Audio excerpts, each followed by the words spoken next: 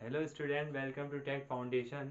आज बहुत टाइम बाद मैं वीडियो लेकर आ रहा हूँ कि बीच में रमज़ान पड़ गए थे, मैं ला नहीं पाया था। तो आज का हमारा टॉपिक है ब्रेन के बारे में, हम पढ़ेंगे ह्यूमन ब्रेन के बारे में। ठीक है, मैंने ये टॉपिक बहुत ही कंप्रेस करके छोटे समय से कर दिया है। ठीक है, इसमें हम टोटली हर चीज़ कवर कर लेंगे एग्जाम के पर्पज़ से। तो आइए हम इसके बारे में थोड़ा पढ़ते हैं। ठीक है, ह्यूमन ब्रेन, ये हमारा ब्रेन क्या होता है। Human brain are made up of 3 parts. ठीक है, हमारा ह्यूमन ब्रेन जो होता है कितने पार्ट से मिलकर बनता है? 3 पार्ट से मिलकर बनता है। पहला हमारा होता है फोर ब्रेन, मिड ब्रेन और हिंड ब्रेन। मेरे साथ दोहराइए, फर्स्ट होता है फोर ब्रेन, मिड ब्रेन और हिंड ब्रेन। ठीक है, फोर ब्रेन के बारे में अगर हम बात करते हैं तो ये क्या कंट्रोल करके रखता है? थिंकिंग प्रोसेस को कंट्रोल करके रखता है। ठीक है, फोर ब्रेन क्या कंट्रोल करके रखता है? ये कंट्रोल करता है थिंकिंग प्रोसेस, यानी जो आप सोचते हैं सारी प्रोसेस इसके अंदर कंट्रोल होती है। ठीक है, नेक्स्ट क्या होता है इसमें पॉइंट है, ये वॉलेंट्री एक्शन करता है। अब वॉलेंट्री एक्शन क्या होता है? वो एक्शन जिसमें आप सोच के काम करते हैं। जैसे आप अपने हाथों को अपने सोच के चला सकते हैं, पैरों से आप सोच के चल सकते हैं। ठीक है, और ये रिसीव करता है सेंसरी इम्पल्सेस। ठीक है, सेंसरी इम्पल्सेस कहाँ से रिसीव करता है? जैसे हमारे आईज हो गए, ईयर्स हो गए, नोज हो गए, टंग हो गए, ये हमारे स्किन है, ये हमारे सेंसरी इम्पल्सेस को रिसीव करता है। ठीक है, फिर हम बात करते हैं मिड ब्रेन के बारे में। मिड ब्रेन क्या होता है? ये कंट्रोल करके रखता है इनवॉलेंट्री एक्शन। इनवॉलेंट्री एक्शन क्या होता है? वो एक्शन जो हमारे कंट्रोल में नहीं होती है। कौन सा एक्शन? वो एक्शन जो हमारे कंट्रोल में नहीं होती है। जैसे कि आप अपना सांस लेना रोक सकते हैं? कभी नहीं रोक सकते। क्यों? सांस अगर आप रोकने की कोशिश करो, कितना देर रोक पाओगे? 1 मिनट से कम में ही आपको सांस फूलने लगेगी, तो आप नहीं रोक पाओगे।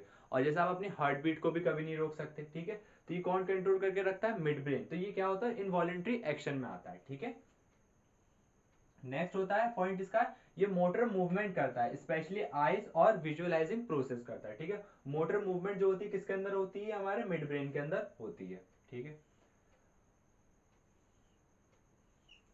हिंड ब्रेन का काम क्या होता है? ये भी कंट्रोल करके रखता है इनवॉलेंट्री एक्शन। तो इसमें दो चीज आपको ध्यान रखने वाली है। एक चीज, सबसे पहली चीज क्या है कि मिड ब्रेन और हिंड ब्रेन ये दोनों जो है इनवॉलेंट्री एक्शन करते हैं। ठीक है,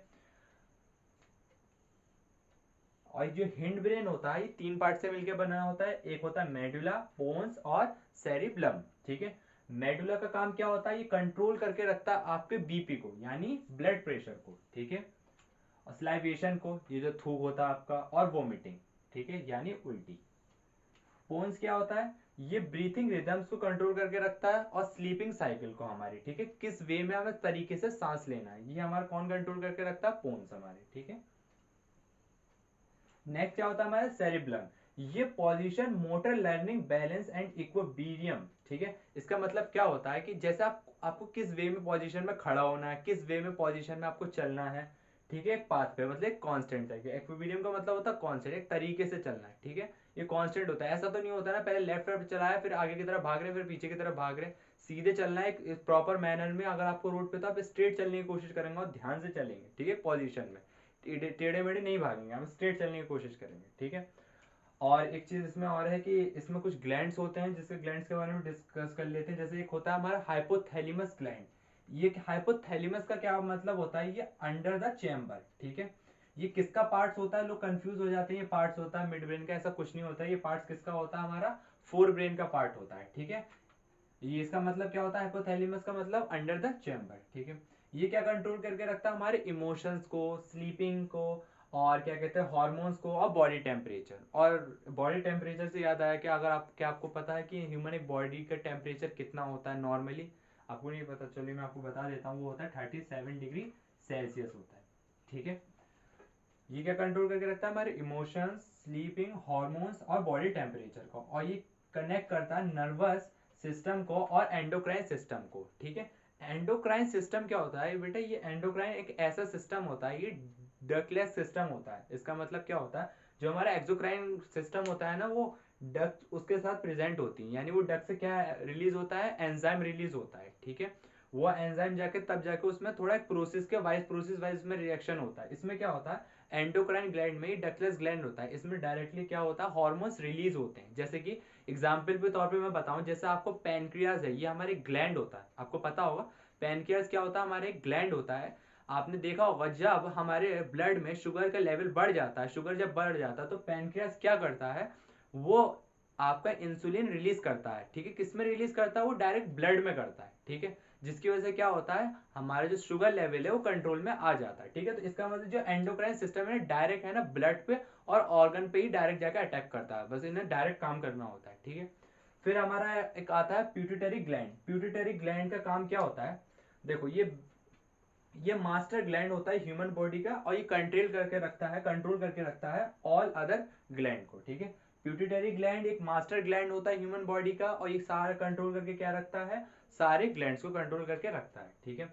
और हम अब जैसे कि हमने ब्रेन के बारे में इतने सारे पार्ट्स के बारे में पढ़ा, तो कुछ इसको प्रोटेक्ट करने के लिए भी तो कुछ चीजें होती होंगी। तो देखो, जो हमारा ब्रेन होता है ना, वो प्रोटेक्टेड होता है स्कल से, एक तो, ठीक है, आपको याद रखना है, स्कल यानी खोपड़ा जो होता है हमारा, ठीक है। और एक होता है सेरिब्रो स्पाइनल से। ये सेरिब्रो स्पाइनल होता है ना बेटा, एक फ्लूइड होता है, ठीक है। ये फ्लूइड कैसा होता है? शॉक एब्जॉर्बेंट, यानी ये शॉक को एब्जॉर्ब कर लेता है, ठीक है। और जैसे कि अब मैं आपको बताता हूँ, जैसे आप मान लो अब आपको चलना है, तो तरीका कैसे होता है, प्रोसेस कैसे होता है हमारे ब्रेन में, उसके बारे में पढ़ते हैं। जैसे मान लिया आप ब्रेन में, अगर ब्रेन चाहता है चलना, आई वांट टू वॉक, तो न्यूरॉन में वो क्या कहते हैं, इम्पल्सेस ट्रांसफर होंगी, ठीक है। अब वो इम्पल्सेस न्यूरॉन से ट्रांसफर होकर मसल स्लैग में जाएंगे, ठीक है। मसल स्लैग में क्या होता है, कुछ प्रोटीन कंटेन करके रखते हैं हमारे मसल स्लैग। जो प्रोटीन कंटेन करके रखते हैं उनका नाम होता है एक्टिन और मायोसिन, ठीक है। ये एक्टिन मायोसिन, अब ऐसा होता है जैसे ही देखो ब्रेन ने चाहा कि मैं चलना चाहता हूँ, वो इम्पल्सेस रिलीज करेगा। इम्पल्सेस रिलीज करते ही वो न्यूरॉन के पास जाएंगे, न्यूरॉन जाएगा डायरेक्ट इसमें मसल स्लैग में। ये मसल स्लैग कुछ कंटेन करके रखते हैं प्रोटीन, जिसका नाम होता है एक्टिन और मायोसिन। जब एक्टिन मायोसिन के ऊपर आता है तो मसल्स क्या होती है, कॉन्ट्रैक्ट होती हैं। और जब एक्टिन मायोसिन से ऊपर से नीचे हट जाता है, नॉर्मली स्टेट में आ जाता है, मसल्स का क्या होता है, रिलैक्सेशन होता है, ठीक है। तो ये पूरा हमने कवर कर लिया ब्रेन को बहुत ही कम समय में। आई होप आपको ये वीडियो पसंद आई होगी। अगर आपको थोड़ी सी वो वीडियो इन्फॉर्मेटिव लगी हो तो प्लीज़ इस चैनल को सब्सक्राइब करें, लाइक करें एंड शेयर करें। Thank you so much for watching this video.